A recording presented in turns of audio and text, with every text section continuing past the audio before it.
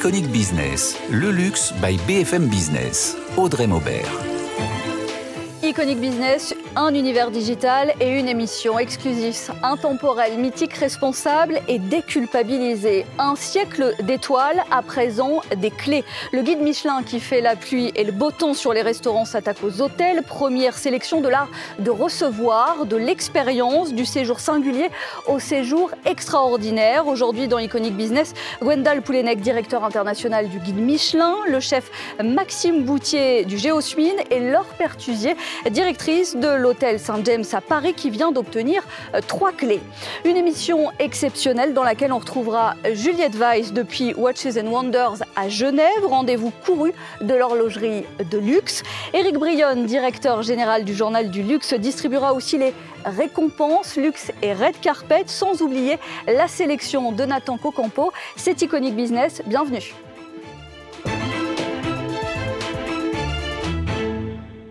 Iconic Business, aujourd'hui, Gwendal Poulenec, directeur international du guide Michelin, bonjour. Bonjour. Le chef Maxime Boutier qui a décroché une étoile cette année pour Géosmine, bonjour. Bonjour. Et Laure Pertusier, directrice de l'hôtel Saint-James à Paris qui vient d'obtenir 3 clés, bonjour. Bonjour.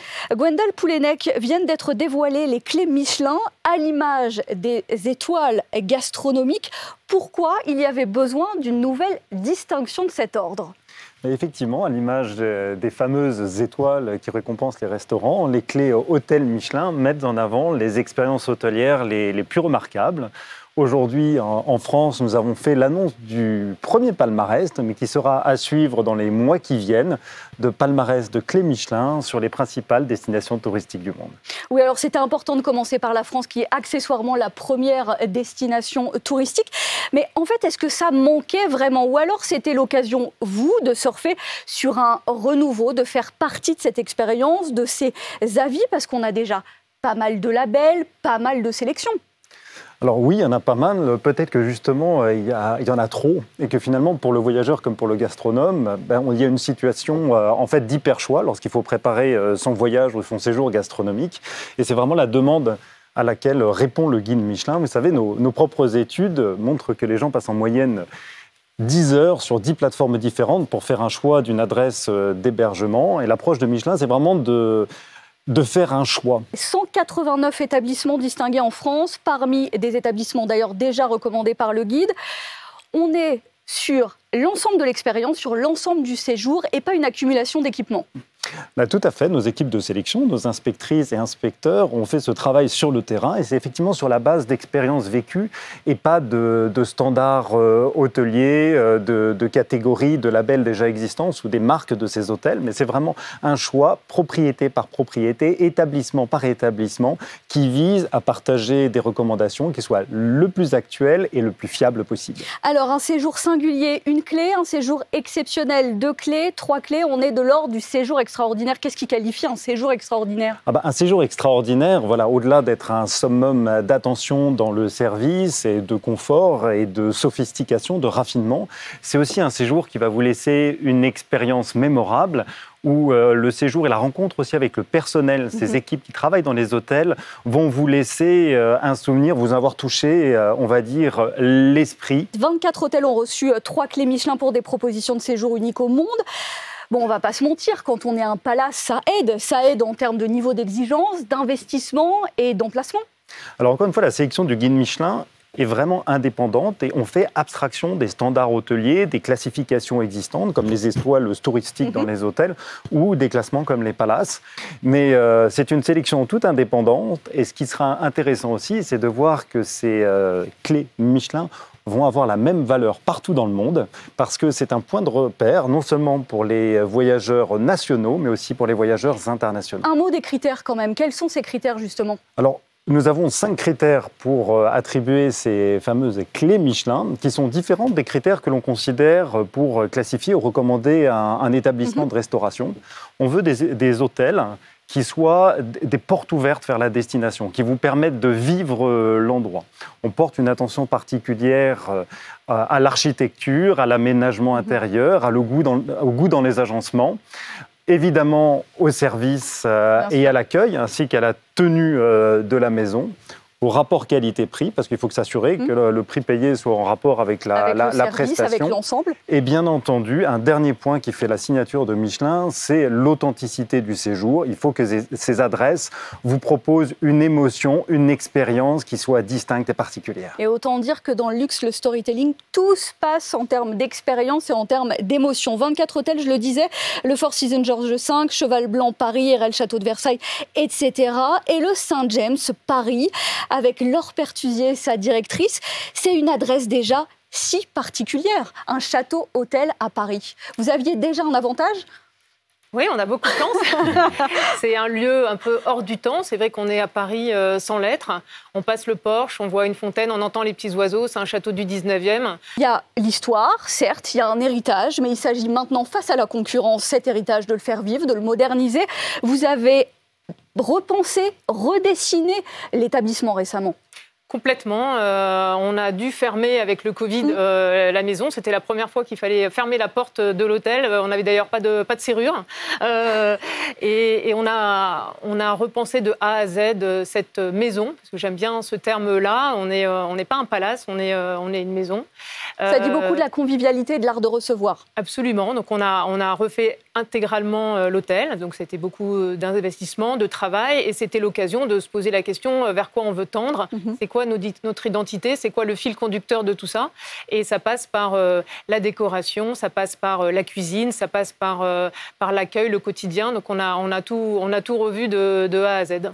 Est-ce que quand on reçoit, c'est tout nouveau, 3 clés directement, est-ce que c'est une distinction bienvenue? Est-ce que c'est une responsabilité et une opportunité face à la concurrence? C'est tout ça en même temps? C'est clairement tout ça en même temps, tout d'un coup. Donc, c'est une belle surprise et une magnifique récompense. Moi, je dirais, ce qui me vient à l'esprit, c'est la fierté du travail accompli. Alors, on n'est pas au bout, on ne l'est jamais, mais l'hôtellerie, c'est beaucoup d'exigences. C'est un métier de passion, c'est un métier d'investissement en temps. C'est des métiers difficiles. D'investissement à long terme, mais d'agilité à court terme. Oui, c'est un peu tout ça. C'est vrai que c'est beaucoup d'humains. Moi, je me considère comme un chef d'orchestre pour faire fonctionner tous ces petits rouages au quotidien. Et puis, on oublie souvent que l'hôtellerie, c'est 24 heures sur 24, 7 jours sur 7. Donc, ça ne s'arrête jamais. On doit être bon le jour, la nuit, à n'importe quel moment. Donc, c'est beaucoup d'exigences. Vous envisagez d'augmenter vos prix et est-ce que vous allez voir un boom de vos réservations ? Je pense qu'aujourd'hui, notre prix, il est juste par rapport à ce qu'on offre. Et puis, j'aime pas surfer sur cette espèce d'opportunisme. C'est pas l'idée. Forcément, j'imagine et j'espère qu'on aura un retour, un attrait d'autant plus fort pour le Saint James. Mais c'est toucher à l'international une clientèle. Quand on parle de guide Michelin, dans notre milieu de l'hôtellerie-restauration, ça a beaucoup de signification. On pense beaucoup au chef, ce qui est très bien, mais on oublie aussi un peu la partie hébergement parfois. Donc, je pense qu'aujourd'hui, dans l'offre pléthorique qu'il y a dans l'hôtellerie, ça va guider les voyageurs éclairés, on va dire. Ça va permettre de sortir, j'espère, par le haut. Et donc, c'est pour nous formidable. Gwendal Poulenec, est-ce que ce classement, ces récompenses arrivant en 2024, il y a derrière en tête de briller aussi pour les JO et Paris, destination touristique ou pas du tout ? Du calendrier. Vous savez, le guide Michelin recommande des hôtels depuis 124 ans. Depuis tellement longtemps. Voilà, là, c'est un projet qui vise à donner une distinction aussi très claire pour les voyageurs et les gastronomes, et a fortiori ceux qui souhaitent combiner le meilleur des deux mondes. Et comme ça vient d'être dit, donc c'est à la fois ce repère pour les voyageurs, mais c'est aussi un formidable encouragement pour tous ces professionnels, parce que pour faire vivre des expériences mémorables, il faut du personnel avec de l'envie et du talent. Oui, mais alors ça met la barre haut, et puis on a l'impression que parfois on est un peu corseté une fois qu'on reçoit. Maxime Boutier, vous êtes chef du restaurant de l'établissement Géosmine. Vous avez reçu une étoile cette année, c'était au mois de mars. Est-ce que vous avez eu le temps de digérer l'information et qu'est-ce que ça a changé pour vous? Est-ce que le quotidien, il change du tout au tout? Le quotidien, il change sur la gestion, parce que la vague est importante quand même. Il y a encore un véritable effet. Ouais. C'est colossal. Moi, j'ai quand même fait plus de 15 ans de restaurant étoilé, mais pas en tant que patron. Donc, peut-être que Je n'en étais pas rendu compte justement parce que j'avais pas ce poste-là. Là, c'était colossal. Nous, on a toujours été complet le soir, mais là, on a des réservations jusqu'à l'année prochaine. Le midi, on n'est pas dans un quartier d'affaires, on est complet tous les midis. Il n'y a pas de débat, donc c'est un vrai impact. Est-ce que parce qu'on est à Paris, je ne sais pas, mais en tout cas, chez nous, c'est un réel impact. Après, la pression, non, on ne se la met pas. Ça serait mentir de se dire que quand on a ouvert, on ne voulait pas une étoile. Oui, finalement, c'est un... Ni peut-être plus, mais chaque chose en son temps. Donc on en est très content puisqu'on y a mis de l'énergie, j'ai mis de l'énergie, mais il faut se dire que si on l'a eu en faisant notre cuisine. Et puis je la ferai toujours demain en fait. Donc il n'y a pas de raison qu'elle soit moins bonne, elle pourra finalement être que meilleure avec des collaborateurs qui restent, avec voilà, peut-être refaire l'endroit dans quelques mois encore, même s'il n'est pas si vieux, mais offrir des tables encore plus grandes, une expérience plus complète. Voilà. Et après, quelque chose qui est très étrange, c'est qu'on l'attend pendant des années, cette étoile. Moi, je suis entrepreneur maintenant, mais elle est dématérialisée. C'est-à-dire que, je ne sais pas comment l'expliquer, quand on a un enfant, la vie, elle change, mais on le voit. Oui. Une étoile, en plus, alors est-ce que quand on aura la plaque, ça changera quelque chose? Je ne sais pas. Mais pour le moment, la journée du lendemain du Michelin était exactement la même que celle d'avant.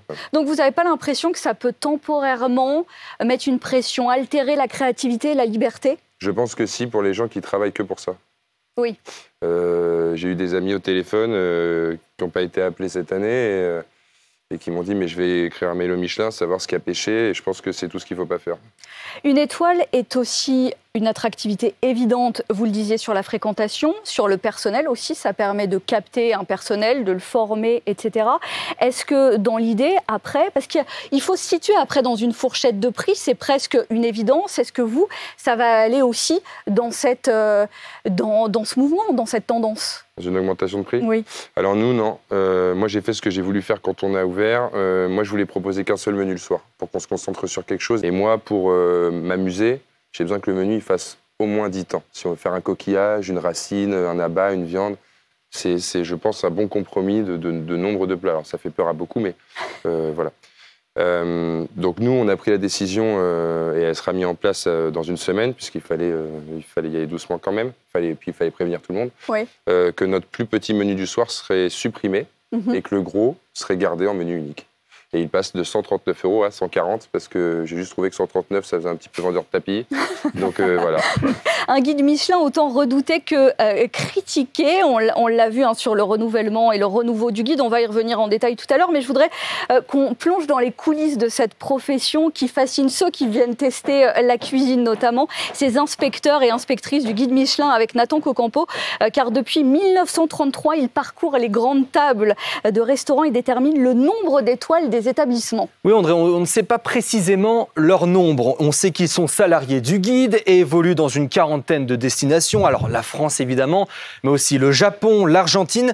Un inspecteur évalue chaque année, tenez-vous bien, 250 restaurants, voire un peu plus parfois. 250 repas dans un rituel très encadré avec une règle d'or. L'inspecteur doit avoir le même traitement que n'importe quel client. Il ou elle doit donc faire attention à changer régulièrement de numéro pour faire sa réservation, donner un faux nom parfois, changer son moyen de paiement de temps à autre pour ne pas se faire démasquer. Comme tout client, les inspecteurs paient donc leur addition et n'ont pas le droit de saluer le chef à la fin du repas. C'était pourtant le cas il y a quelques années. Les inspecteurs prennent des photos durant le repas, mais interdiction de prendre des notes. Ils évaluent les établissements selon plusieurs critères, 5 critères. Qualité des ingrédients, analyse des cuissons et des techniques, harmonie des saveurs, perception de la personnalité et de l'émotion que le chef a voulu transmettre, et encore la régularité de la cuisine, de la proposition entre les différentes visites. La cuisine avant tout. Les établissements, palaces, auberges, petits bistrots sont ainsi visités plusieurs fois dans l'année par différents inspecteurs.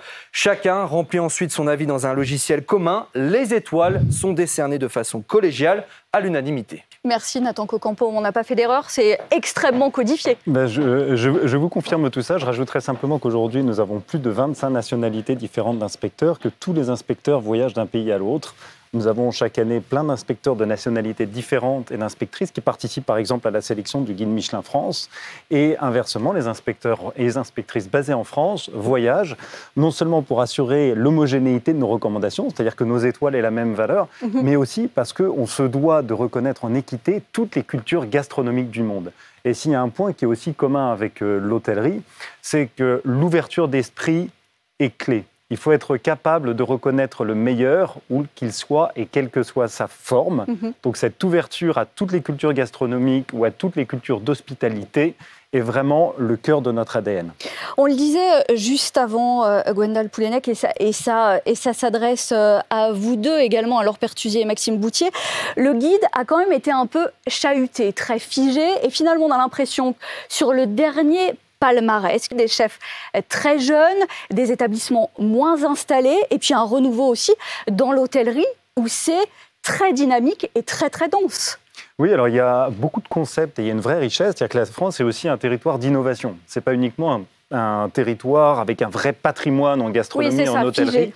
Tout se renouvelle. Cette année, ce qui était remarquable avec la sélection du guide Michelin France, c'est que presque la moitié des établissements distingués ont ouvert dans l'année.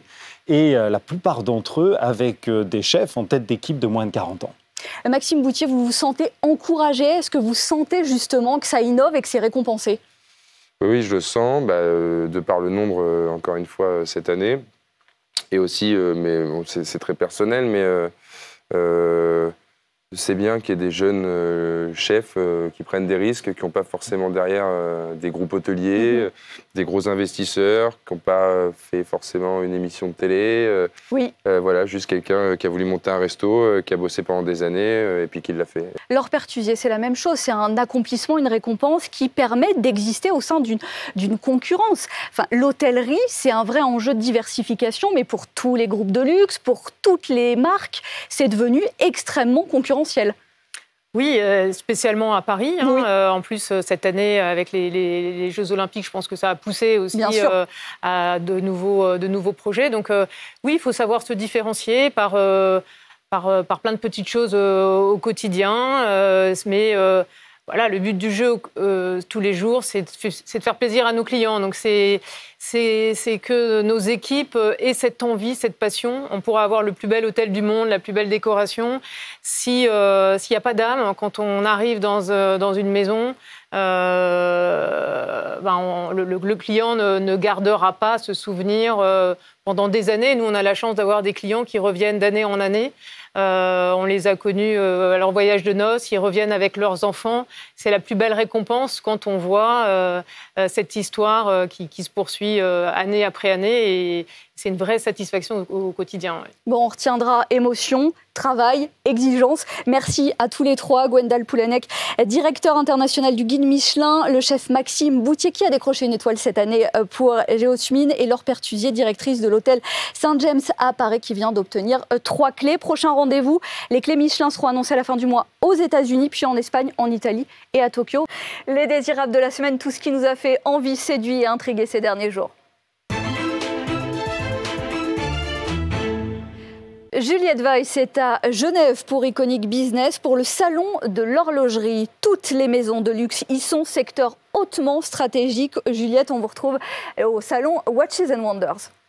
Oui Audrey, je me trouve sur le plus grand salon d'horlogerie du monde et à cette occasion, j'ai rendez-vous avec Mathieu Humer qui est le directeur du Watches and Wonders 2024 et j'ai pu le questionner sur les enjeux de cette édition et sur les évolutions du marché de l'horlogerie.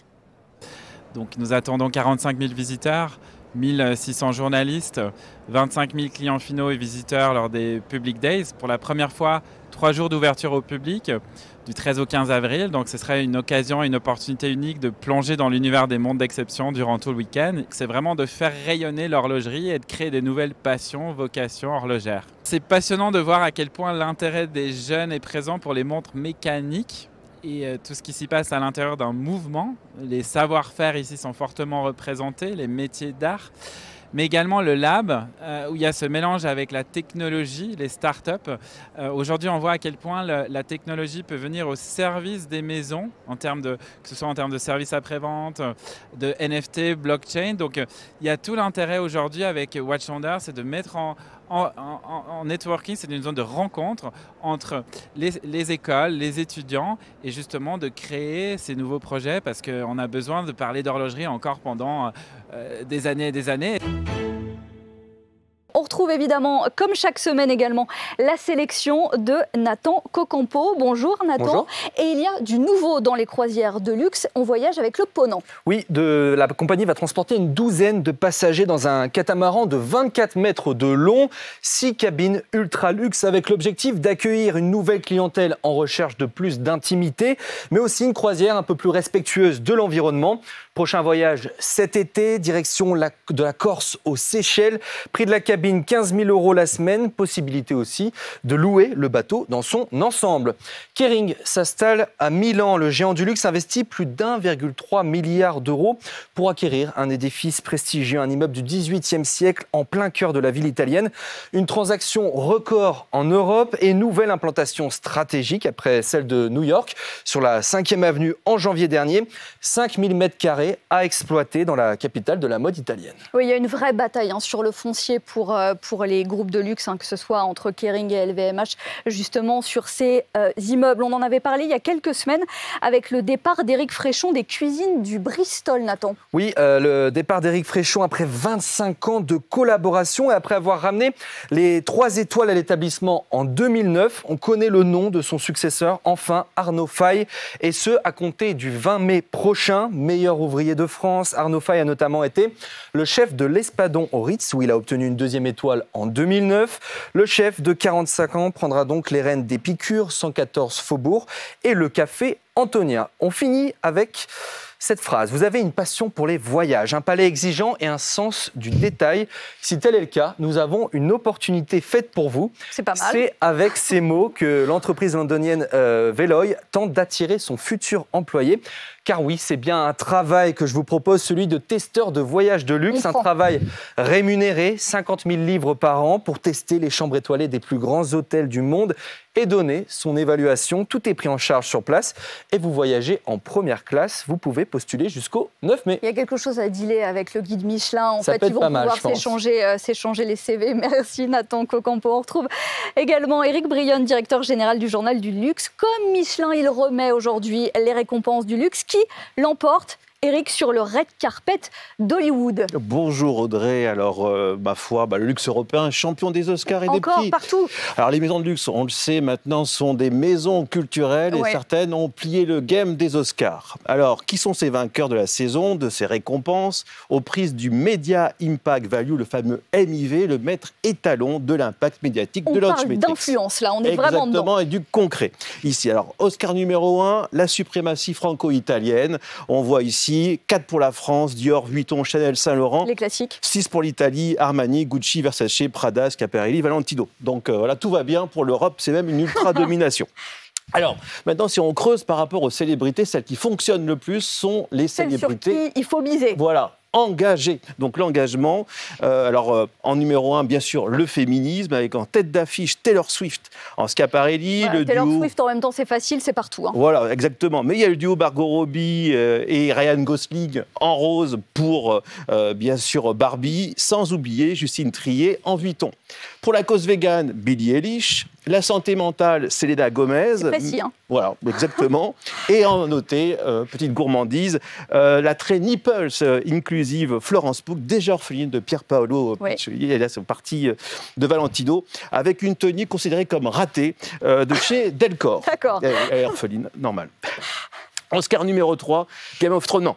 Game of Chanel, ici, alors toujours Margot Robbie, qui bénéficie de l'effet sans Chanel aux Oscars. Ah, c'est le contraire. Eh oui, parce que les réseaux sociaux lui ont reproché des tenues red carpet Chanel un peu trop strictes. Un peu trop sage. Loin de sa folie intérieure, on va dire. Donc, Oscar 2024, elle resplendit en Versace, plus de folie intérieure, tout va bien. Mais Chanel s'est vengé, attention, en écrasant la compétition avec une Billie Eilish en Chanel pour une Eilish en mode élévation. Adieu le baggy pour blazer, jupe et chaussettes Chanel. La transformation. Alors. Oscar numéro 4 pour le hard luxury, horlogerie, joaillerie. Plus jamais le red carpet est devenu le lieu de vérité pour les maisons joaillières horlogères, avec en vainqueur de la saison Tiffany qui a sorti vraiment le gros chéquier, avec Anya Taylor, Sandra Hüller, Ariana Grande, Emily Blunt et Florence Pugh. À noter que c'est surtout Dua Lipa qui a commis un hold-up de baise avec son collier en forme de 2 poissons pour Tiffany pendant les Grammys. La maison la plus smart. Exactement. Cartier a réussi à être la star des avant-premières de Wonka et de Dune 2, sans être partenaire officiel du film. Quel est le secret? L'entremise, Timothée Chalamet, le nouvel ambassadeur de la maison, qui portait des colliers co-créés avec la star, donc inspirés par le bon goût de Timothée et l'univers des films. Et c'est tout réussi pour Cartier, justement, et ces créations qu'on a vues partout. Exactement, avec ce magnifique challenge, Tiffany Cartier, la guerre continue. Encore, toujours. Merci Éric Brionne, on vous retrouve la semaine prochaine évidemment. Iconic Business, le luxe par BFM Business, exclusif, intemporel, mythique, responsable et déculpabilisé. C'est toutes les semaines sur BFM Business, dès à présent sur l'appli, le site et les réseaux sociaux. Iconic Business, le luxe by BFM Business.